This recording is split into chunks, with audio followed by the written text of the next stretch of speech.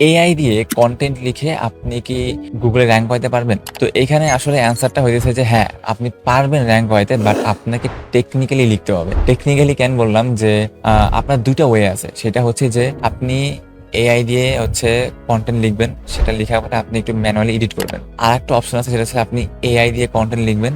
আপনি ডাইরেক্টলি আপনার ওয়েবসাইটে পাবলিশ করবেন।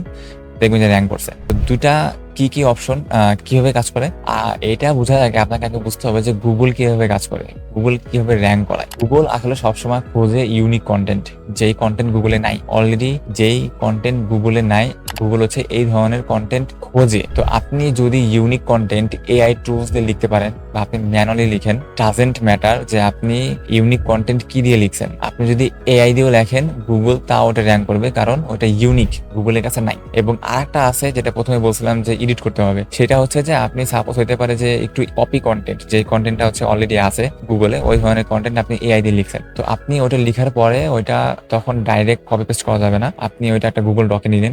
ডকে নিয়ে আপনি এটা নিজে মডিফাই করবেন, যে আপনি নিজে আরো কিছু ইনফো ওটার মধ্যে অ্যাড করবেন, যাতে ওইটা একটা ইউনিক কনটেন্ট হয়। আপনি ওটার মধ্যে আরো কিছু ইম্পর্টেন্ট টপিকস অ্যাড করলেন, যেগুলো গুগলের মধ্যে নাই। নতুন আপনার এক্সপিরিয়েন্স শেয়ার করলেন, আপনি কি প্রবলেম ফেস করছেন সেগুলো শেয়ার করলেন। মানে আপনি কনটেন্টটা এআই দিয়ে লিখছেন, বাট ওটা একটু মডিফাই করে ওটা একটা ইউনিক কনটেন্ট বানালেন। দেন আপনি এটা আপনার ওয়েবসাইটে পাবলিশ করেন, দেখবেন যে ওটা দেন র‍্যাংক করবে। বাট আপনি যদি হুবহু একটা কপি কনটেন্ট যেটা অলরেডি গুগলে আছে, ওইটাই আপনি লিখে ওইটাই আপনি পাবলিশ করতেছেন, গুগল কখনো এটা র‍্যাংক করবে না।